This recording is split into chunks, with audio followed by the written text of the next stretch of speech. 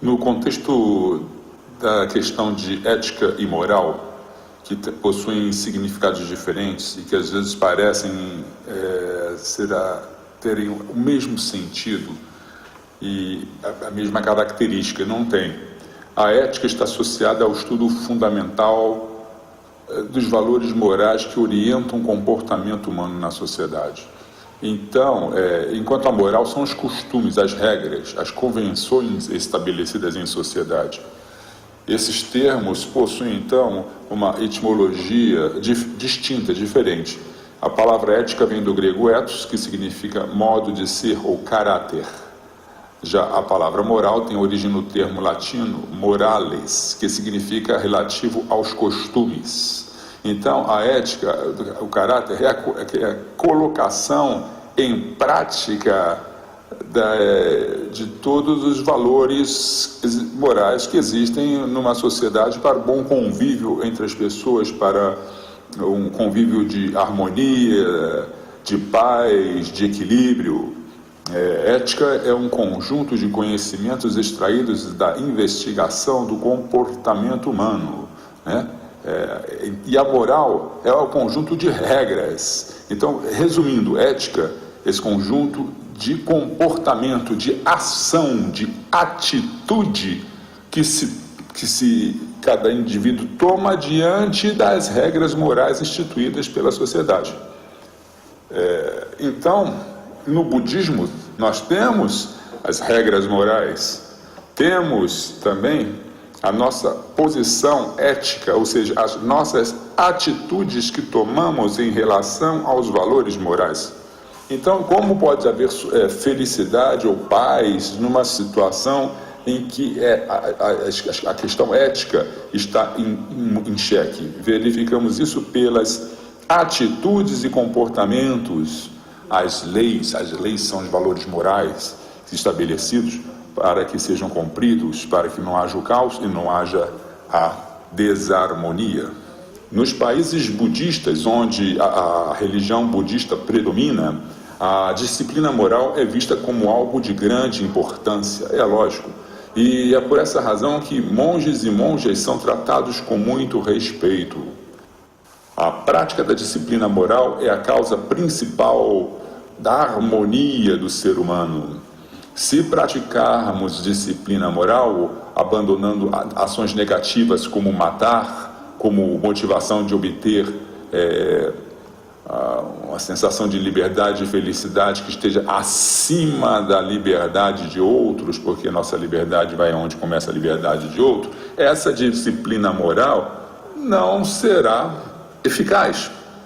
Por isso nós temos os preceitos budistas, os preceitos que procuramos seguir como fundamentos primordiais para a nossa purificação, o nosso caminho de harmonia e, por tal modo, nosso caminho para a iluminação, que é um estado de despertar da mente, o despertar para a realidade circundante, para a realidade e a verdade que rege todo o universo à nossa volta.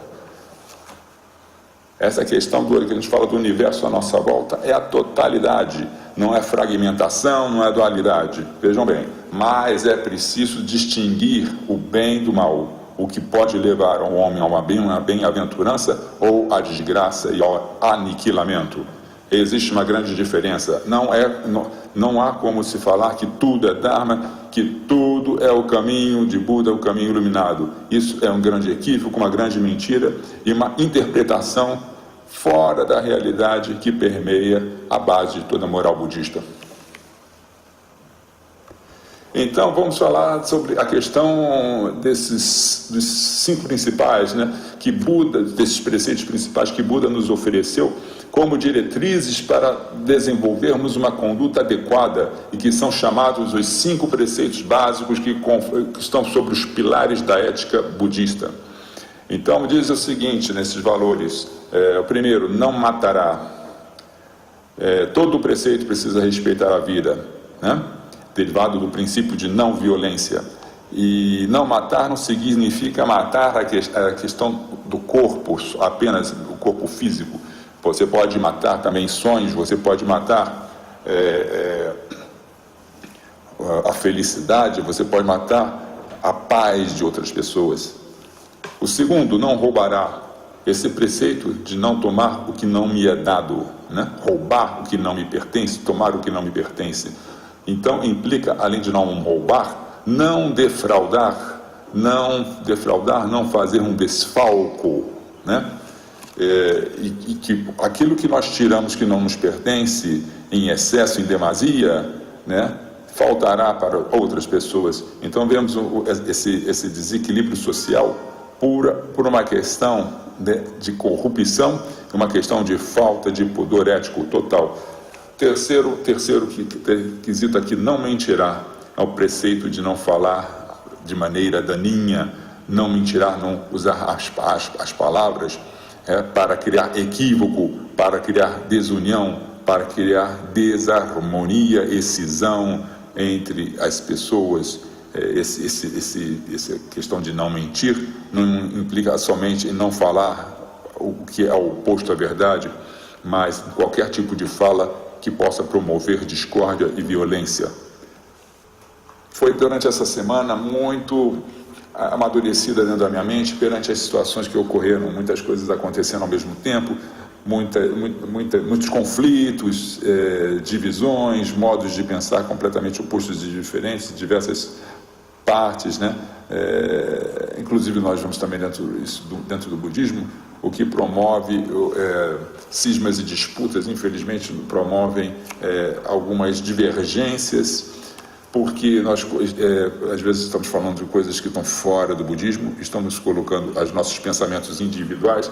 Não creio que nesse quesito devamos colocar os nossos pensamentos individuais utilizando o budismo como tal, né? A filosofia de Buda, os ensinamentos são muito contundentes, diretos, precisos, e não há por que termos interpretações equivocadas. Temos aí todos os patamares dos valores morais estipulados. O que foge disso foge do budismo especificamente e dos seus ensinamentos. E essa ideia que o budismo nos coloca sobre o treinamento da mente, essa ideia preciso que preciso lembrarmos que o objetivo do nosso contato com o budismo e de todas as práticas budistas que fazemos, não importa a aparência externa que elas tenham, é gerar uma determinada imparcialidade, uma ausência que requer que desmanchemos os hábitos que nos aprisionam, que nos dividem, que promovem dualidade, agir e ter emoções de forma parcial. Então, esse é o único requisito. Precisamos abandonar o que é supérfluo e usar a nossa liberdade completamente. A nossa liberdade independente do meio em que estamos sendo bombardeados, das informações que estamos sendo bombardeados. Senão caímos naquela questão do quinto preceito básico ali, que é justamente não anuviar a mente, né? Especificamente não com drogas ou bebidas alcoólicas, mas com também informações perniciosas que nos distraiam e nos causem alienação. Para este fim, há uma pletora de métodos que o budismo nos ensina, inclusive a meditação e a prática constante da mente atenta, atenção plena, para que não sejamos conduzidos e não nos tornemos fantoches de pensamentos que são muito distantes do pensamento de Buda, muito distantes do caminho da iluminação, que são pensamentos e informações que podem nos levar às trevas e às contradições das mais terríveis possíveis.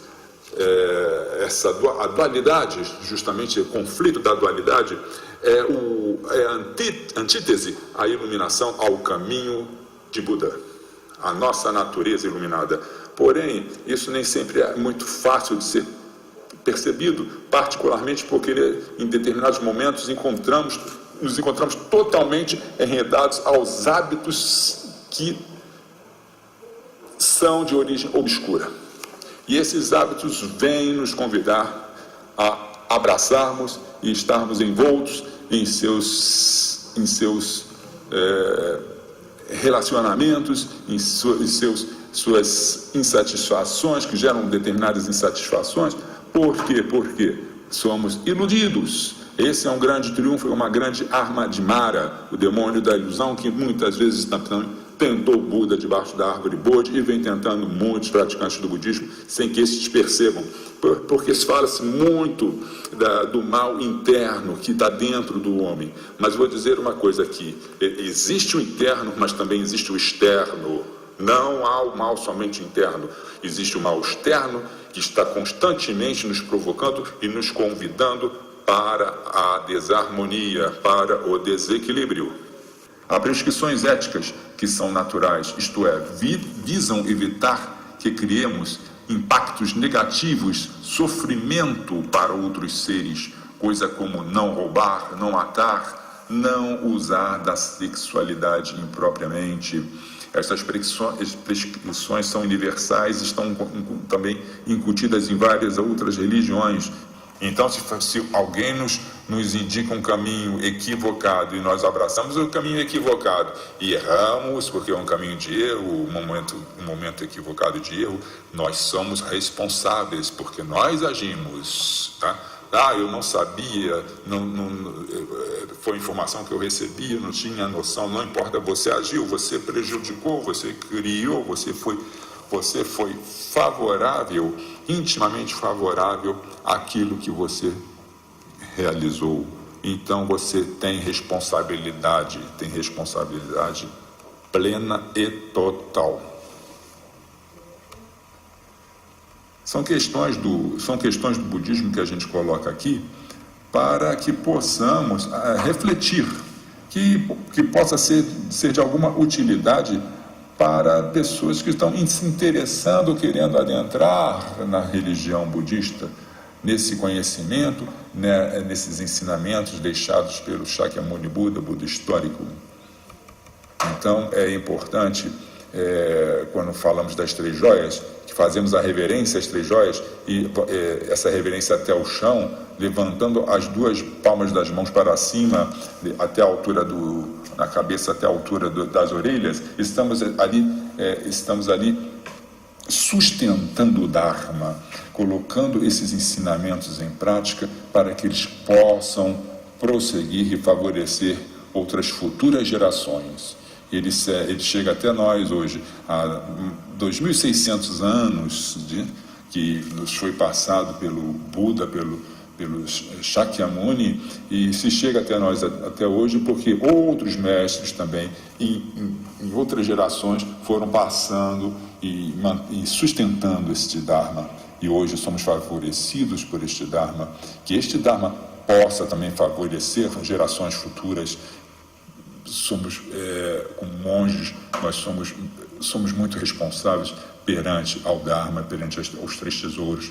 É muito sério, é muito, eu sei que é difícil, mas estamos tão assim atentos diante de um mundo hoje cada vez mais complexo, onde inúmeras informações nos chegam a cada instante, de todos os lados, inclusive do outro lado do planeta. Como lidamos com essas informações, como lidamos com esses estímulos externos, porque existe o interno e existe o externo também. Porque não estamos sozinhos nisso, estamos envolvidos com uma série de outras pessoas também, com a sangha, com pessoas que estão encontrando no budismo, começando a encontrar no budismo uma luz para uma paz interna, para um bem-estar interno, diante de tanta desarmonia e de tanto conflito. A questão da cultura e do entretenimento também é um aspecto de suma importância. Tentar banalizar a cultura, banalizar a arte, é justamente a questão das trevas tentando desviar o homem do seu caminho de iluminação, do seu caminho búdico. A mente, quando não está atenta, quando a mente se deixa distrair e se deixa levar pelos convites de que a arte é banal, a arte não tem significado maior e isto desvia o homem de sua própria realidade. Outra também questão nesse sentido da cultura, da arte, é que podemos penetrar através dela em mundos e viver sonhos, mesmo dentro desse nosso corpo humano, e acordados deliberadamente, porque essa é uma reflexão que só existirá se não formos simplesmente arrastados pelas experiências de maneira inconsciente, mas conseguirmos impor uma meta-reflexão que é justamente incomum. Então nós entramos nesse processo onírico, nesse mundo de sonhos, mas com os pés no chão. É como o símbolo do Zen, da nossa escola Soto, que é o pinheiro. Esse pinheiro, justamente escolhido porque ele possui a raiz bem firme no chão. Temos os pés no chão, a base bem sólida, enquanto o seu topo, em forma de triângulo que aponta para cima, toca as alturas, a nossa mente toca as alturas, as partes mais sublimes, e enquanto nossos pés, a nossa base está muito bem estruturada. Estamos conscientes enquanto estamos, digamos assim, sonhando e devagando em mundos paralelos. E é muito bem assim, minuciosamente apresentado através dessas ilustrações e através de mandalas, onde são apresentados esses planos, esses mundos existenciais, inclusive o paraíso búdico, e em oposição os planos das trevas, o plano do reino dos demônios e dos asuras, os espíritos famintos também. Quanto a isso não há a menor dúvida, e colocar isso em questionamento, ou tentarmos dizer que o inferno é apenas um estado interior, incutirmos ao erro aos ensinamentos que nos foram apresentados através de gerações em gerações na nossa tradição. Assim sendo, temos essa questão da arte no budismo como valor transcendente e misterioso, mas no budismo a prioridade segue sendo justamente o treinamento de nossas mentes, da mente humana, treinar a mente para a atenção plena, para o despertar, que é a nossa meta final. Da mesma forma que com a encruzilhada da falácia naturalista, em que nossos impulsos biológicos seriam algo moralmente justificados por teorias como evolução, tendemos a não querer desafiar a suposta liberdade e nos engajarmos com qualquer outro conteúdo que seja. A liberdade duramente conquistada pelo esclarecimento, ela precisa ser, como se diz, valorizada. Essa prática constante é importante, porque essa prática nos fortalece contra as investidas que vêm de fora. Ela nos fortalece interiormente. Nessa questão da cultura, as informações, a arte, tudo isso de um modo geral, né, o praticante budista ele deve considerar aquilo que ele está investindo no tempo dele, né, as informações que ele está abrindo a mente para receber, que tipos de informações da internet, leitura de livros, esses livros estão ligados à prática ou não, mesmo que não estejam ligados à prática budista, eles são benéficos, eles nos trazem informações para nosso engrandecimento e nosso fortalecimento interno, programas de televisão, que tipo de filmes, que cinema, que tipo de dança, que tipo de teatro, tudo que chamamos de arte, cultura, entretenimento, que tipos de exposições, de pinturas são escolhidas e que estamos dedicando os nossos tempos a essas coisas em busca de desenvolver a nossa força interior, porque automaticamente aquilo com que nos colocamos em contato, aquilo irá ou nos fortalecer ou nos enfraquecer. Não tenho dúvidas disso, entendeu? Porque esses critérios são semelhantes à formação de um senso estético.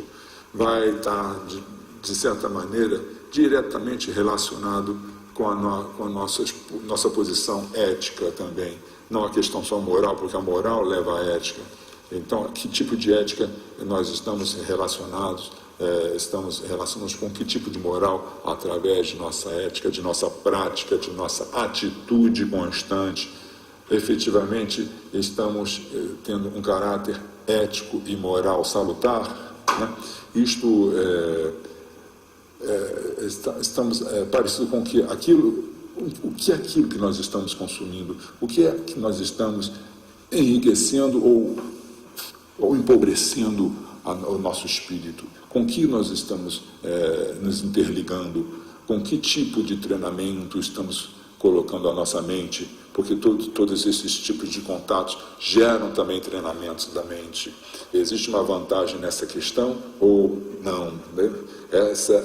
Esses questionamentos são de suma importância e devem ser colocados por nós mesmos de uma maneira muito honesta, de uma maneira muito aberta, de uma maneira muito clara. Então, cultivamos hábitos em meio ao mundo e de determinada maneira, esses hábitos se espelham no nosso momento diário de prática. Então faz parte, nós sabemos o que é adequado e o que não é adequado para as nossas vidas. Precisamos estar muito bem atentos aos tipos de amigos que escolhemos, aos tipos de pessoas com os quais nos relacionamos, porque existe uma frase que eu acho muito interessante: diga-me com que andas e te direi quem és, né? Diante da realidade em que nos chega o Zen no Brasil, ele se torna com bastante frequência incompreensível. Para que o Zen seja fecundo para nós, precisamos de dois aspectos importantes. Primeiro, precisamos despojar os valores mundanos. Aos verdadeiramente interessados, fiquem bem atentos sobre esta questão fundamental, pois é de suma importância distinguirem a verdade da manipulação. A verdade liberta e a manipulação oprime e escraviza.